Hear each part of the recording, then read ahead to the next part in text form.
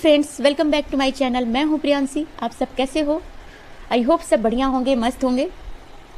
तो हम जा रहे थे आज अपने फ्रेंड से मिलने के लिए। मेरी स्कूल फ्रेंड थी, वो बहुत दिनों से मुझे बुला रही थी, तो हमने सोचा इस बार उससे मिल के आते हैं। अगर हमें इस शहर से बाहर जाना होता है तो हम मॉर्निंग में ही रूम से निकल जाते हैं, क्योंकि हमें रेलवे स्टेशन पहुँचने में 3 से 4 घंटे का समय लग जाता है।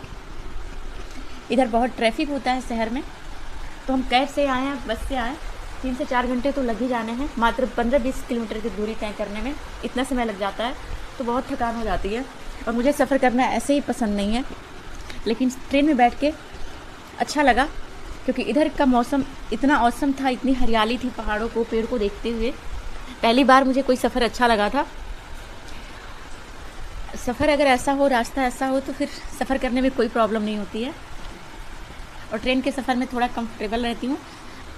तो हम लोग पहुँच गए थे उड़ीसा, और ये है बांध, महानदी बांध। तो हमने सोचा कि इस बार उससे मिल के आते हैं और उधर जगन्नाथपुरी, कोणार्क मंदिर, ये सब घूम लेंगे। तो हमने छुट्टी तो लिया नहीं है, सिर्फ 1-2 दिन की छुट्टी ली है, लेकिन अब देखते हैं क्या होता है। यहाँ भी जाने में हमें 4-5 घंटे का समय लग गया।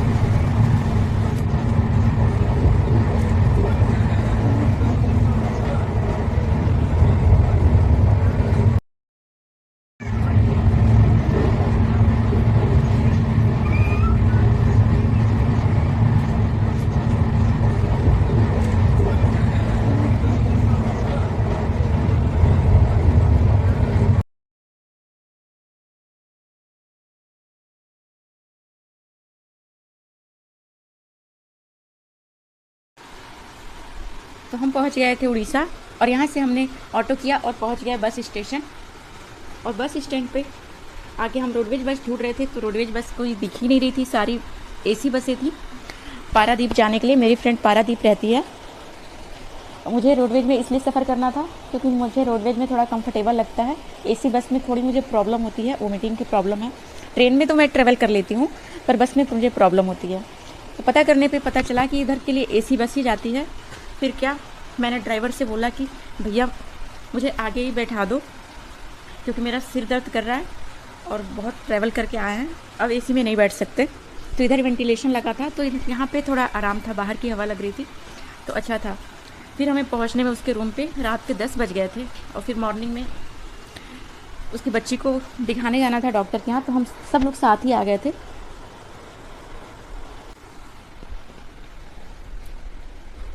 इसकी बच्ची इतनी क्यूट थी कि वो ऑल टाइम हंस रही थी। बच्चे दूसरे के गोद में जाने पे ही रोने लगते हैं, पर ये हमें अनजान नहीं मान रही थी, और राम के साथ तो बहुत खेल रही थी वो। तो डॉक्टर ने देख भी लिया था, इसे कोई टीका या इंजेक्शन लगवाना था। तो अब हम चल दिए घर के लिए।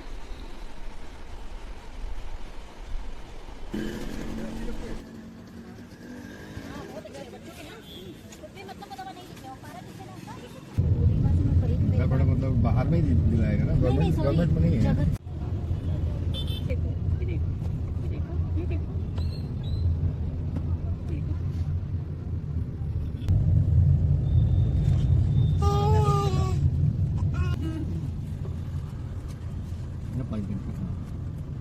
लगा नहीं तो अरे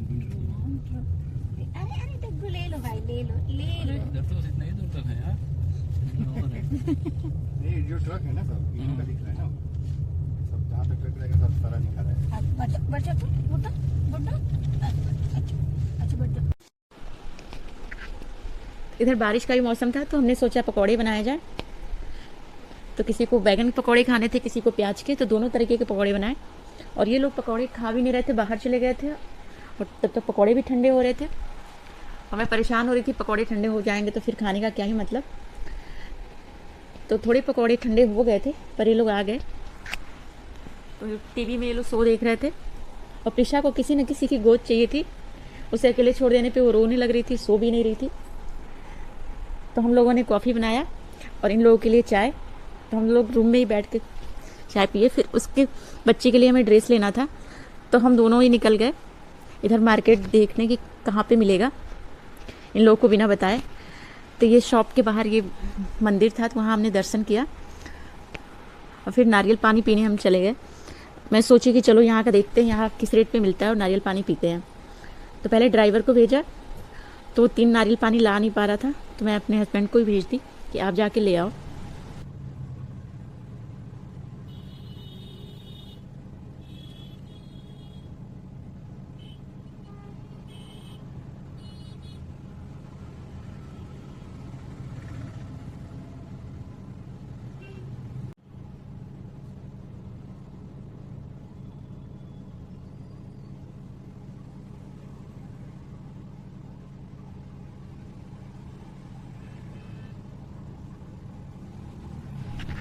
इधर नारियल पानी काफ़ी सही रेट में मिल रहा था, 40 रुपये पर नारियल पानी। और देखिए वेदर कितना औसम क्लियर दिख रहा है, तो इधर का मौसम बहुत अच्छा था। तो हम जा रहे थे बेबी के लिए ड्रेस लेने और हम निकले थे अपनी फ्रेंड को बिना बताए। हमने कहा कुछ काम है, तो वो परेशान थी, तुम लोग बिना बताए कहाँ चले गए। और हमें पहुँचते पहुँचते शाम हो गई, पर कोई अच्छा सा मॉल या शॉप दिखी नहीं। तो ये स्टाइल बाज़ार दिखा, तो हम आ गए इसमें। और इसमें जो ड्रेस मुझे अच्छी लगी मैंने ले लिया, एक मेरी पसंद के और एक मेरी हस्बैंड के पसंद के। तो रूम पे आने के बाद उसका सेलिब्रेशन के लिए जो तैयारियां करनी थी, सब लोग बलून्स फुलाने में लग गए। उसका 6 मंथ आज कंप्लीट हो रहा था और वो देख रही है ध्यान से कि क्या हो रहा है। कौन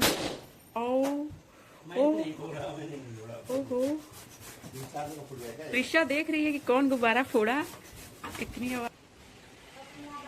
नहीं तो एक्सीडेंट हो जाएगा, हम भूल रहे हैं। फिर अगले दिन हम लोग बीच पे आए, जो इसके घर के पास में ही था। मेरी फ्रेंड को बालू से एलर्जी है, तो वो देख रही थी कब से बार बार, और मैं उसे ज़बरदस्ती खींच के लाई। फिर वो चली गई, बोली तुम लोग एंजॉय करो, तुम लोग की फ़ोटो वीडियो ले लेते हैं। और मुझे तो समुद्र किनारे आके बहुत अच्छा लगता है।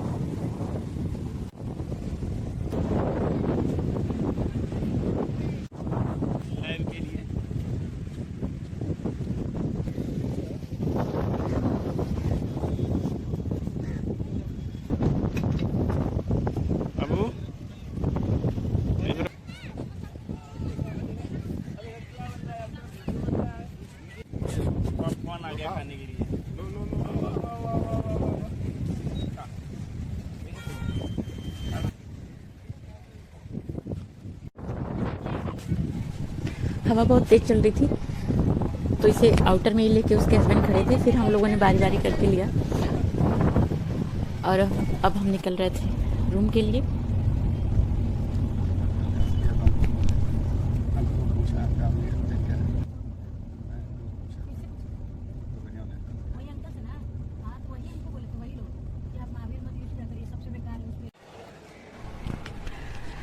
उसके यहाँ 2 दिन रह के हमें बहुत अच्छा लगा। और फिर हम संडे को निकल गए थे कोलकाता के लिए, क्योंकि उनको छुट्टी नहीं मिली। तो हमने सोचा अब नेक्स्ट टाइम आएंगे तब मंदिर जाएंगे।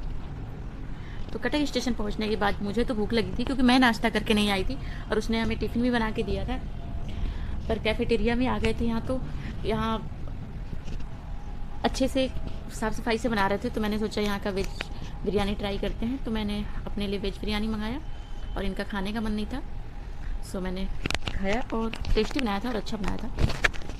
अभी हमारी ट्रेन का टाइम भी हो गया था और ट्रेन भी आ गई थी, तो हम चल दिए कोलकाता के लिए।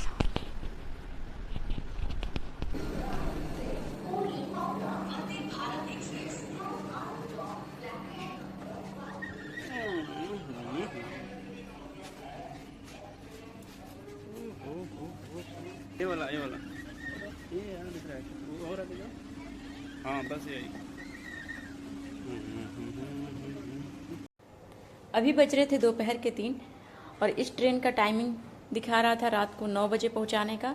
तो देखते हैं बाकी ट्रेन से ये ट्रेन कितनी जल्दी पहुंचाती है। वंदे भारत में हमारा पहला एक्सपीरियंस था और आप देख सकते हैं ट्रेन से बाहर का नज़ारा कितना खूबसूरत लग रहा है।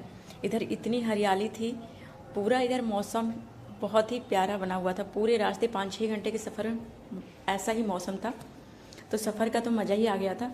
बस इसी बात का रिग्रेट रह गया कि हम जिस पर्पज़ से गए थे वही नहीं कर पाए, इनको छुट्टी ही नहीं मिली तो हम दर्शन ही नहीं कर पाए। पर कहते हैं ना, जो होना होता है वही होता है।